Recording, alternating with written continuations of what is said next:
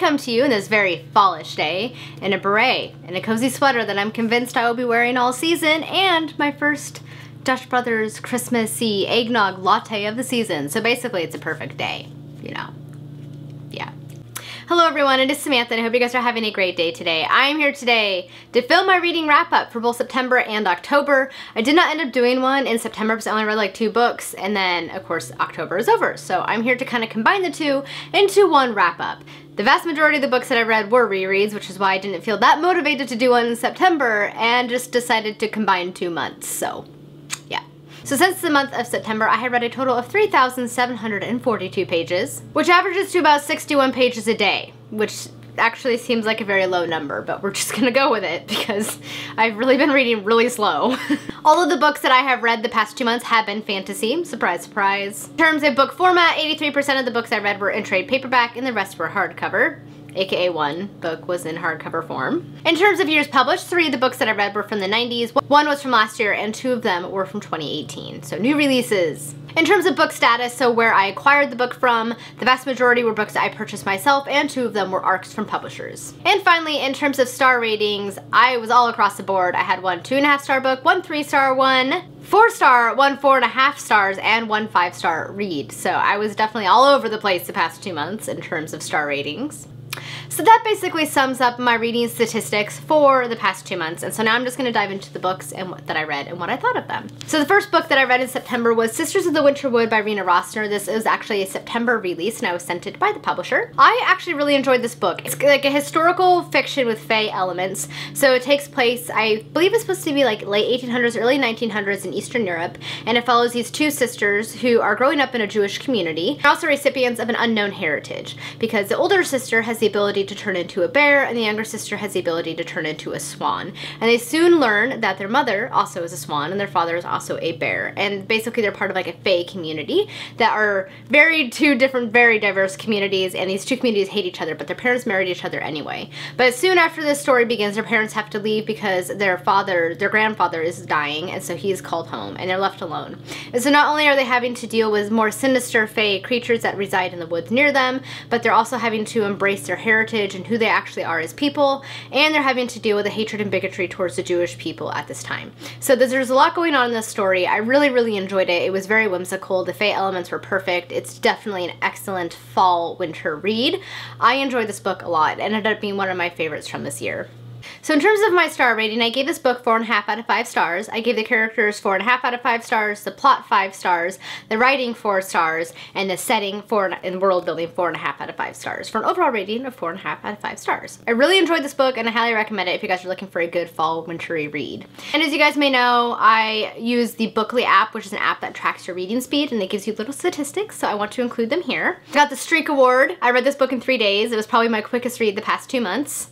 This book was 429 pages and I read it in about 5 hours and 6 minutes. My average reading speed was 83 pages an hour and the most pages I read in a day was 153. So very enjoyable book and a very quick read. The next 2 books I picked up, I'm not going to delve too much into because I have talked about them a lot on my channel, but I definitely want to mention them here, obviously because I read them. And I continued my reread of Robin Hobb's books. The next book that I picked up in September was Royal Assassin, which is my favorite in the Farseer trilogy. I already have my discussion video posted, so I'll link it down below if you guys would like to hear all of my thoughts on this book.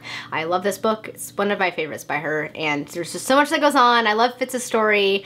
Again, I don't want to go too much into it because I've already like talked about these books to death, but suffice it to say, I still enjoyed it on a reread and rated it 5 stars. In terms of my Bookly statistics, this book was 648 pages and I read it in 14 hours and 35 minutes.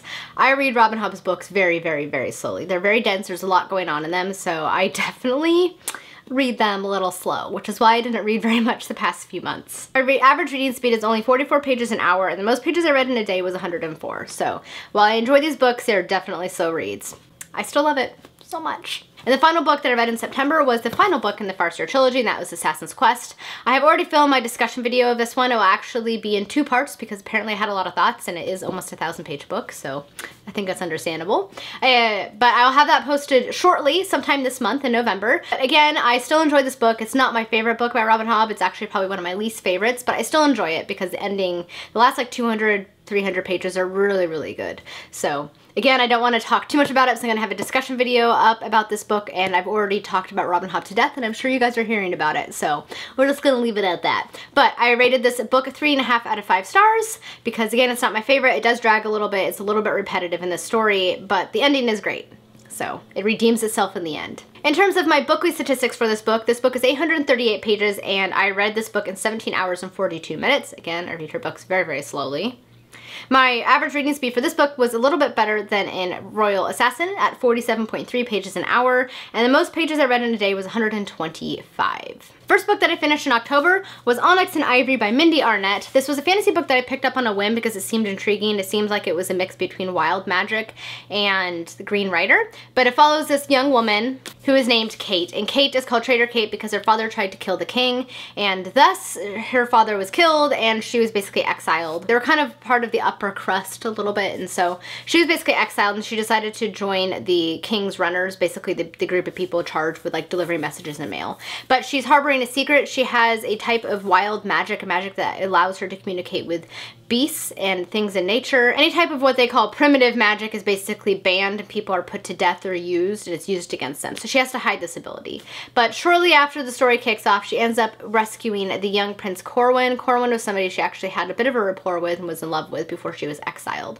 And she ends up saving his life and she returns with him back to the kingdom where he is undergoing a trial between him and his brother to decide who is going to be taking over the throne. So there's like this trial ordained by the gods. They both have to go through it, and the person that comes out the winner is going to be the new king of this land. So there's a lot going on. There's some political machinations going on, but overall I didn't really enjoy this book as much as I thought I would, and I probably won't end up finishing it. The writing was very basic, I guess. Like it didn't flow naturally, and I kept getting pulled out of the story because it felt very forced and stilted, and I didn't enjoy it very much. So I probably won't be continuing on with the series because I just found this book very, very forgettable. After a couple of weeks, I couldn't remember most of what happened, which to me is not a sign of a good book. So I will not be continuing on, and I ended up rating this book 3 stars, but I think in hindsight, I would probably lower it to 2 stars. It just wasn't that good. So I gave the writing 2 out of 5 stars. I give the characters 3.5 out of 5 stars because the characters themselves are fairly enjoyable. I gave the plot 2.5 out of 5 stars. It was a fairly, you know, it was a fantasy plot that's been done before. Basically, there was nothing really new in the story. And I would give the world building 2 out of 5 stars. There wasn't a whole lot of world building, to be honest, or history or context or anything. So I sadly did not enjoy this book as much as I thought I would, hence my about 2 out of 5 star rating. In terms of my bookly statistics for this book, however, this book was 497 pages. My total reading time was 7 hours and 54 minutes. My reading speed was 62.8 pages an hour, and the most pages I read in a day was 112. So I read this book, it took me far too long to read this book because it was one of those where I would put it down, I didn't want to pick it back up again. So alas, not as good as I was hoping. The next book that I finished in October was back with my reread of Robin Hobb. The book is Ship of Magic, which is the first book in the Live Ship Traders trilogy. I love this series so much. It's probably my favorite overall trilogy from Robin Hobb, so it's great being back in this world. I did have a few more new feelings towards the book, I guess. Not necessarily bad, just some of my feelings and perspective changed while reading it. Still really enjoyed it, and I'm going to delve more into that in my bookish discussion because I'm doing one for each book. So look forward to that one soon. I did a lot of annotating, which is new for me. I didn't used to annotate, but I decided to give it a go, and I actually really liked it. It's an easier way for me to kind of keep track of my thoughts and go back and kind of remember why I flagged certain things. So that was kind of nice. Once again, my rating for this book is 4 out of 5 stars, which I believe is down from my previous rating of 4.5 out of 5 stars, because again, some of my feelings on it changed a little bit, but I still really enjoyed it, and picking up on all the foreshadowing and things for future books and characters was pretty fun to do. So I rated this book, as I said, 4 out of 5 stars, and in terms of my bookly statistics for this book, it was 888 pages. My total reading time was 18 hours and 24 minutes. I read it in 23 days. I really read her books very, very slowly. I enjoy them while I read them, but they take me a while to read. My average reading speed was 47 pages an hour, and the most pages I read in a day was 87. And now for the final book that I read in October, it was Tethered, Mage by Melisa Caruso. I was sent this book by Orbit, so this was the other book I received from a publisher, and I finally decided to pick it up because the concept intrigued me, and I have to say, I ended up quite enjoying it. This book is set in a world where those with magic are basically sealed off from their magic to protect everybody else, and they are called falcons, and they are controlled by their falconer. The falconer is the person that puts the jest, this gold bracelet on their wrist that seals your magic off. But it's kind of an unusual relationship because usually the falconers and the falcons are very, very close. The falconer has the ability to like release their magic, and they usually end up forming a close bond. However, in this story, our main character of Amalia Carano drafted to put a dress on this young woman by the name of Zara, who is basically about to burn the entire city down. So she's Zara has a magic power that is more rare and more destructive than other people's magic powers, and she's like on fire, about to set the city on fire, and Amalia has to throw the dress on her, which she does. And unfortunately, Zara is very, very resentful of this. She's older. Usually people are taken as children when they are showing the signs of having magic. There's usually a mage mark in their eye, a ring around their eye. And so she's very resentful towards Amalia, and there's other complications because Amalia is from one of the most powerful families in this kingdom, and the nobility are not supposed to be falconers. So, oops! Basically, at this point, political intrigue ensues because Amalia's mother is one of the most powerful women in the kingdom, and she's basically like a master spy, manipulator type character. And Amalia is more of like a bookish, introverted, not really wanting to be part of society type of person. But she starts to come into her own in this book as her and Zara and the young commander of the Falcons basically start to uncover a plot that could lead their kingdom into war. So overall, I ended up enjoying this book a lot more than I thought I would. It wasn't the best written book I have ever read, but the story and the characters kind of made up for it because she really did write enjoyable characters and had an enjoyable plot. Zara was a little bit annoying at times just because she was really like aggressive and supposed to be rough around the edges, but it was a little bit over the top. It was like a little overdone, but towards the end of the book it wasn't as bad. So yeah, I really enjoyed this book. I ended up rating it 3 out of 5 stars. I gave the characters 4 out of 5 stars. I gave the writing 2.5 out of 5 stars. I gave the world building 3.5 out of 5 stars. And I gave the overall plot 4 out of 5 stars for an overall rating of 3 out of 5 stars. I definitely enjoyed this book, and I do plan to continue on with the second book, which I also have on my shelf. I don't know when, but hopefully soon. So yeah, it was pleasantly surprised by this book. In terms of my book statistics, I read this book in 8 days. I don't know why it took me so long to read. Honestly, I think I started feeling kind of slumpy towards the end of October, so I wasn't picking up books and reading them as much, so that was probably why. But this book was 438 pages. I read it in exactly 7 hours. Average reading speed was 62 pages an hour, and most pages I read in a day was 121.